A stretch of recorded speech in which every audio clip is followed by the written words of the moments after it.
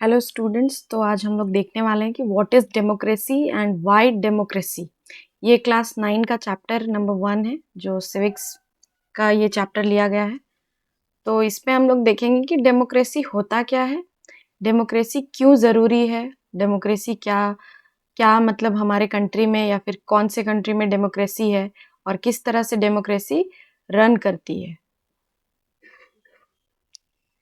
यहाँ पे एक ओवरव्यू दिया हुआ है, ओवरव्यू ऑफ द चैप्टर। इसमें हम लोग समझेंगे कि what is democracy, features of democracy and why democracy.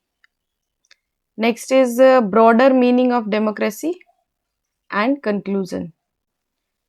First है introduction. Democracy is a form of government in which the rulers are elected by the people. यहाँ पे ये बहुत इंपॉर्टेंट बात है कि देखिए कि ये जो डेमोक्रेसी होता है वहाँ पे क्या होता है कि इलेक्टेड जो रूलर्स आते हैं वो बाय द पीपल, मतलब लोग चुनते हैं। डेमोक्रेसी में जो गवर्नमेंट आता है या फिर जो लीडर होते हैं उनको कौन चुनता है? पब्लिक चुनती है, people of the country. Next is, यहाँ पे एक कोट दिया हुआ है, Abraham Lincoln said that democracy is a government of people, bye the people and for the people. तो आप लोग पहले भी पढ़े होंगे कि बहुत तरह का तरीके से गवर्नमेंट रन किया जा सकता है, जिसमें हम लोगों ने पहले के टाइम में हिस्ट्री पीरियड में अगर आप देखोगे तो उसमें क्या होता था कि किंग होता था, है ना। तो किंग रूल करता था, फिर डिक्टेटरशिप आया और फिर अभी जो नया फॉर्म ऑफ गवर्नमेंट है दैट इज डेमोक्रेसी। तो डेमोक्रेसी में क्या होता है कि लोग एक अपने रूलर को चुनते हैं और लोगों के लिए चुनते हैं, है ना। तो ये जो गवर्नमेंट कहाँ से आ रही है? लोग उनको चुन रहे हैं और एक लीडर वहां पे आएगा और वो लोगों के हित के लिए काम करेगा, वो अपने फायदे के लिए काम नहीं करेगा। नेक्स्ट यहाँ पे आपका दिखाया है कि डेमोक्रेसी कम्स फ्रॉम, ये जो डेमोक्रेसी है ये कहाँ से आया है? Greek word demokratia. ग्रीक में डेमोस का मतलब होता है पीपल एंड क्रेटिया मीन्स रूल। तो डेमोक्रेसी का पूरा मीनिंग आ जाएगा कि जो लोग, जहाँ पे लोगों का शासन होता है ना। हम लोग यही सुनते आते हैं कि लोगों का शासन, तो लोगों का शासन ही डेमोक्रेसी कहलाता है। नेक्स्ट देखते हैं क्या है व्हाट इज डेमोक्रेसी। तो यहाँ पे आपको डेफिनेशन दिया है, democracy is a form of government, ये फॉर्म ऑफ गवर्नमेंट है which the rulers are elected by the people, जहाँ पे रूलर्स को कौन इलेक्ट करता है? People are the main point here कि पीपल लोगों को लीडर्स को चुनते हैं, जिससे कि क्या हो कि गवर्नमेंट अच्छे से रन कर सके। इस वाले में हम लोग को समझना होगा कि व्हाट फॉर्म ऑफ गवर्नमेंट का क्या फॉर्म है, हु आर द रूलर्स कौन होते हैं, and what kind of election, किस तरह का इलेक्शन होता है, हु आर द पीपल कौन है। तो ये सारा बेस्ड है कि rule of law and respect for right, कि हम लोगों को जब भी हम लोग डेमोक्रेसी की बात करते हैं तो डेमोक्रेसी में क्या होता है? एक रूल ऑफ लॉ होता है एंड रिस्पेक्ट होता है फॉर राइट। सारे सिटीजन को इक्वालिटी मिलेगा, उनके लिए कुछ रूल होंगे, कुछ राइट होंगे। तो ये सारे इसमें डेमोक्रेसी में होता है। Next is democratic election, one person one vote का यहाँ पे बात होता है, वन वैल्यू, है ना। हर एक आदमी को वोट देने का अधिकार होता है। इसमें इलेक्शन होते हैं, इलेक्शन के ही द्वारा लोग जो है अपने लीडर को चुनते हैं और फिर यहाँ पे रन करते हैं, गवर्नमेंट को रन करते हैं। तो इसमें जो कह रहा है कि one person one vote one value, एक आदमी का एक ही वोट होगा और वो एक वोट एक वैल्यू होगा और उसका एक ही मतलब काउंट होगा। ऐसा नहीं कि आप एक पर्सन हो और आप जाके 2-3 वोट दे रहे हो, तो ये सारा यहाँ नहीं होगा, ठीक है। नेक्स्ट है major decision taken by elected people.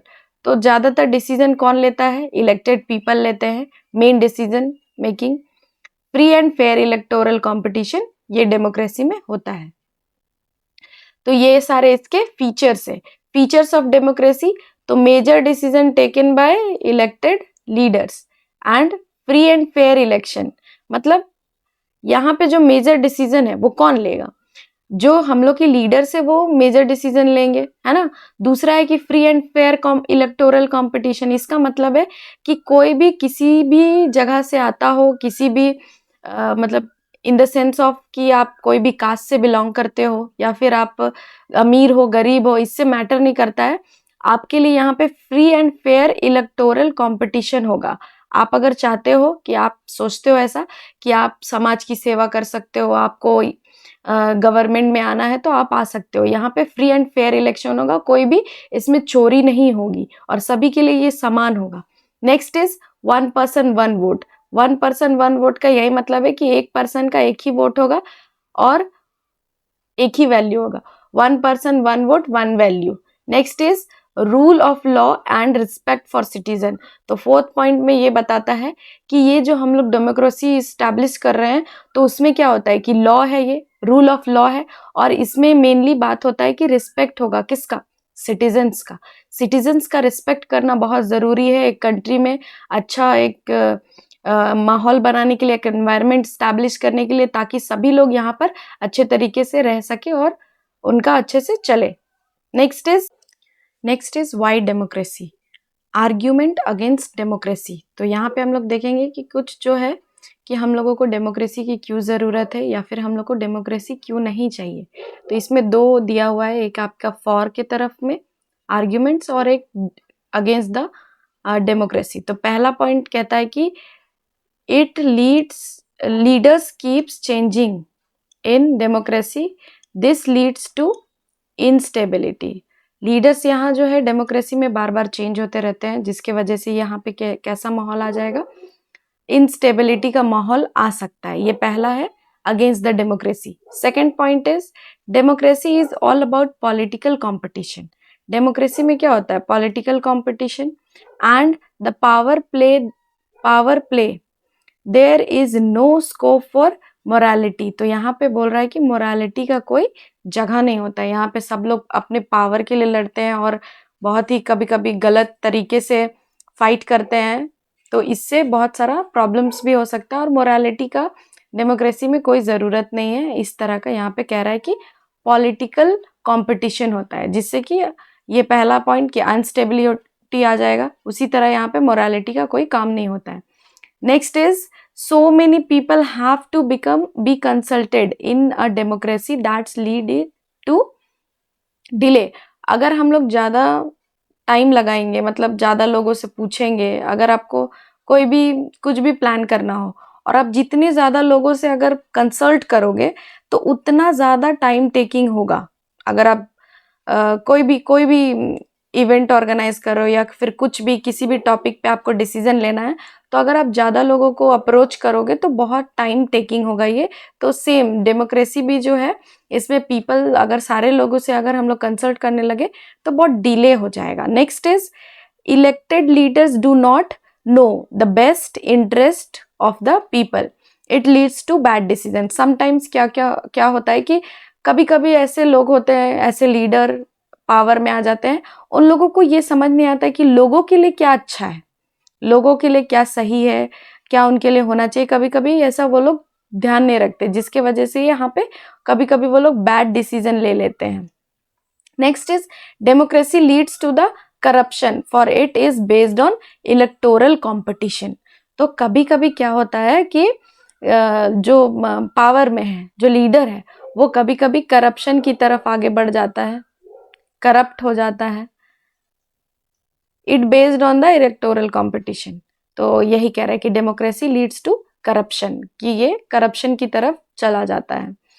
Ordinary people don't know what is good for them, they should not decide anything. जैसे कि आप फॉर एग्जांपल ऐसे समझो कि आपके घर में बहुत सारे लोग हैं, इसमें से मान लीजिए कि आपकी कोई ग्रैंड पेरेंट होंगे, तो वो लोग बहुत ही मतलब जो हम लोग के जो पेरेंट्स होते हैं, जैसे कि जो एक नॉर्मल फैमिली का पेरेंट्स होता है, वो इन्वॉल्व रहता है डेमोक्रेसी या फिर वोटिंग या फिर इलेक्शन, ये सब में इन्वॉल्व रहता है। लेकिन आप अगर रूरल एरिया में चले जाओ तो वहाँ पे क्या होता है कि वहाँ पे लोग बहुत पुअर रहते हैं। वहाँ के लोग जो है अपना जो डेली एक्टिविटी वो परफॉर्म करते हैं, उनको इतना मतलब नहीं होता है कि क्या सही है क्या गलत है, वोट देने से क्या होगा, बहुत सारे लोग इन सारे बातों से अवेयर भी नहीं होते हैं।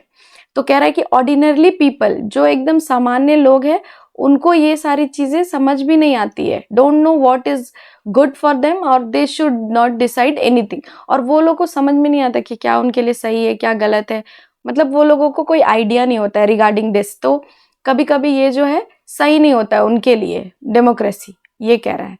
नेक्स्ट इज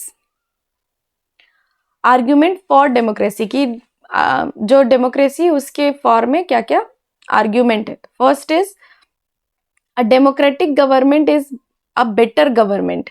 तो ये तो है ही कि पहले था एरिस्टोक्रेट, है ना, एरिस्टोक्रेसी होता था, उसमें राजा शासन करता था, है ना। और उसके बाद क्या हुआ कि बेटर गवर्नमेंट के लिए हम लोगों ने, फिर आप लोगों ने देखा होगा जैसे कि डिक्टेटरशिप आया, उसके बाद फिर ये better form of government democracy आया। तो ये जो 3 फॉर्म ऑफ गवर्नमेंट के बारे में कह रहे हैं, तो उन सब में से ये डेमोक्रेसी जो है, डेमोक्रेटिक गवर्नमेंट जो है, ये बेटर फॉर्म ऑफ गवर्नमेंट है, बिकॉज यहाँ पे मोर अकाउंटेबिलिटी होता है। यहाँ पे क्या होता है, मोर अकाउंटेबल होता है for from the government. Government ज्यादा यहाँ पे अकाउंटेबल होती है कि वो जो भी डिसीजन ले रही है, क्या वो जनता के लिए सही है, क्या पीपल उससे खुश है, इस तरह से वो ये बेटर गवर्नमेंट है। Democracy improves the quality of decision making. Yes, यहाँ पे जो हम लोगों ने पहले एक पॉइंट लिया कि ज्यादा लोगों से अगर हम लोग कंसल्ट करेंगे, तो वहां पे क्या होता है कि ज्यादा लोग से कंसल्ट करने से हम लोग का टाइम वेस्ट होगा, या फिर बहुत टाइम लगेगा, या फिर कभी कभी डिले हो जाएगा। लेकिन डेमोक्रेसी जो है, इसमें बहुत सारे पीपल इन्वॉल्व रहते हैं, जिससे क्या होता है कभी कभी कि बहुत सारे पॉइंट्स निकल कर आते हैं, बहुत सारे चीजें। कोई एक आदमी आपको, आपके देखने का नजरिया अलग हो सकता है, दूसरे आदमी का देखने का नजरिया अलग हो सकता है, तो ये इम्प्रूव करता है हमारे डिसीजन मेकिंग को। Next is democracy enhance the dignity of citizen. तो डेमोक्रेसी में क्या है, डेमोक्रेसी जब आएगा तो एक कॉन्स्टिट्यूशन आया है, जिसमें हम लोगों ने क्या, हम लोग का फंडामेंटल राइट्स क्या है, सब लोगों को इक्वालिटी मिला है। तो इससे जो सिटीजन्स है उनका डिग्निटी भी एनहांस होता है। Next is democracy provides a method to deal with difference and conflicts. तो या वेरी गुड, ये जो नेक्स्ट 4th पॉइंट है, ये कह रहा है कि डिफरेंस, जो भी लोगों के बीच में डिफरेंस है उससे डील करेगा, और जो भी कॉन्फ्लिक्ट्स है ना, तो उससे डील करने का एक मेथड प्रोवाइड करता है। तो ये बहुत अच्छा फॉर्म ऑफ गवर्नमेंट है, जिसमें डिले हो सकता है, लेकिन क्या होगा कि आपका जो प्रॉब्लम है उसको सॉल्व कर सकता है। ठीक है।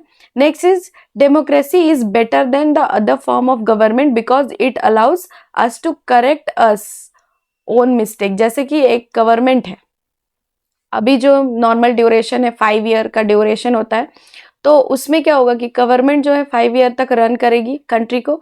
अच्छे से अगर वो काम नहीं की, तो नेक्स्ट जब इलेक्शन होगा तो लोग क्या करेंगे, उसको हटा देंगे, दूसरे गवर्नमेंट को लाएंगे, है ना।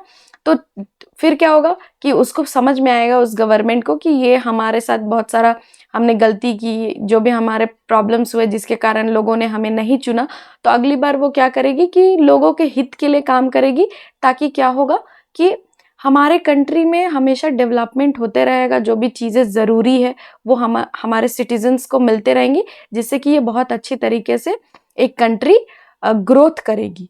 तो यहाँ पे कह रहे हैं कि अपने मिस्टेक्स को करेक्ट करने का भी ये मौका देती है democracy. Next is broader meaning of democracy. तो डेमोक्रेसी का यहाँ पे पहला पॉइंट कह रहा है कि modern democracy involves such a large number of people that is physically impossible for them to sit together and take a collective decision। हाँ, ये तो सही बात है कि जो मॉडर्न डेमोक्रेसी में बहुत लार्ज नंबर ऑफ पीपल होते हैं, जिसके वजह से क्या होगा कि एक जगह बैठकर कंक्लूड कर पाना किसी भी चीज को बहुत ही मुश्किल होगा। तो ये थोड़ा डिफिकल्ट टास्क है। तो नेक्स्ट कह रहा है कि ये तो थोड़ा डिफिकल्ट हो जाएगा कि एक साथ बैठ के कलेक्टिव डिसीजन लेना।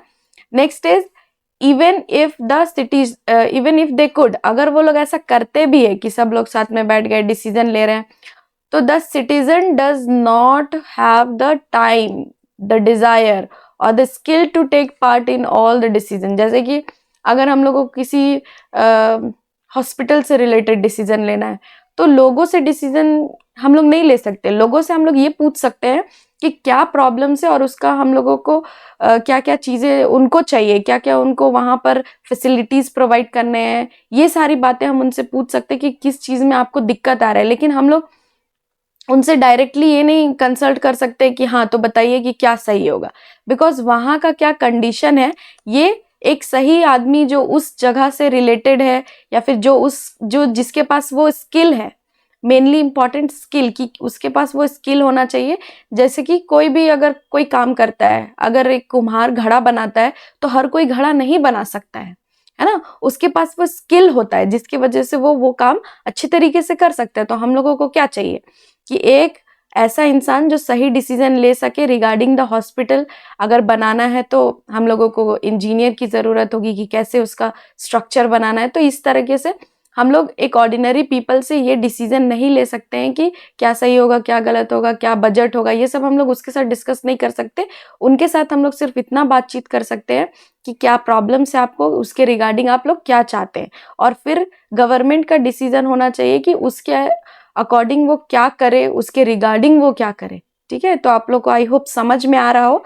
ये मैंने बहुत शॉर्ट में लिया है, मैंने इसमें कोई एग्जाम्पल्स नहीं लिए हैं बुक के, उसके लिए मैं एक अलग से वीडियो बनाऊंगी। ये एकदम शॉर्ट में है कि आप अपने रिवीजन कर सको। Next is conclusion. कंक्लूजन क्या है? The form of government in which the rulers are elected by the people. तो यही है कंक्लूजन डेमोक्रेसी का, कि रूलर्स जो है कहाँ से आते हैं, इलेक्ट होते हैं। कौन इलेक्ट करता है? पीपल। पीपल कहाँ के पीपल? कंट्री के पीपल, जो उस कंट्री में रह रहे हैं, वो वहां पर वोटिंग राइट होता है। किनको वोटिंग राइट होता है? जो 18 प्लस होते हैं, 18 और 18 प्लस पीपल होते हैं, उनको वोटिंग राइट होता है। अडल्ट ऑफ द कंट्री, तो वो उनको वोटिंग राइट होता है। तो वोटिंग राइट जो लोगों को मिला है उसके वजह से वो लोग क्या कर पाते हैं? वोटिंग कर पाते हैं और एक गवर्नमेंट फॉर्म करते हैं। तो आई होप आप लोगों को समझ में आया होगा। मैंने ये शॉर्ट में कवर करने की कोशिश की है। मिलते हैं नेक्स्ट वीडियो में। Bye, thank you.